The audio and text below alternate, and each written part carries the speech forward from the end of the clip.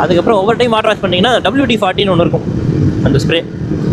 அது என்னென்னா ஓரளவுக்கு வந்து மூவிங் பார்ட்ஸ் என்னென்ன இருக்கோ உங்கள் வண்டியில், இப்போ கிளச்சு, அதே மாதிரி உங்களோட clutch liver, front break liver, அப்புறம் வந்து ரியர் பிரேக் லிவரு, அப்புறம் வந்து உங்களோட கியர் ராடு, அப்புறம் உங்களோட பில்லியன் ஃபுட் ரெஸ்ட்டு, நீங்கள் உட்கார ஃபுட் ரெஸ்ட்டு, இந்த மாதிரி இடத்துல எல்லாத்துலேயுமே வந்து நீங்கள் வந்து WD-40 வந்து போட்டு நீங்கள் ஸ்ப்ரே பண்ணி விடுங்க. ரொம்ப இதாக வேண்டியதில்லை. நீங்கள் எப்போல்லாம் வந்து இது மாதிரி வாட்டர் வாஷ் பண்ணுறீங்களோ பண்ணி முடிச்சுட்டு இது பண்ணிடுங்க. அப்போ தான் வந்து ரஸ்ட்டே ஏறாமல் இருக்கும். நீங்கள் ஆயில் போட்டிங்கன்னா என்னென்னா ரொம்ப வதவதன்னு இந்த ஜாயிண்ட் எல்லாம் பார்த்தீங்கன்னா வதவதன்னு இருக்கும். அதனால் WD-40 வேணால் அது நல்லாயிருக்கு, உங்களுக்கு லூப்ரிகேஷனுக்கு நல்லாயிருக்கும் இந்த மாதிரி இதுக்கு. அதே மாதிரி எதாவது ரஸ்ட் இருந்தாலும் உங்களுக்கு வந்து அதை ரிமூவ் பண்ணிவிடும்.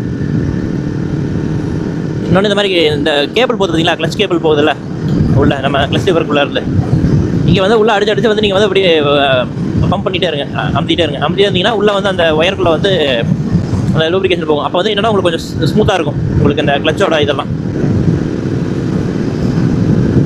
நல்லா இருக்குங்க பிரேக்கு எல்லாம் பிடிக்கிறதுக்கு கொஞ்சம் ஸ்மூத்தாகவே இருக்குது.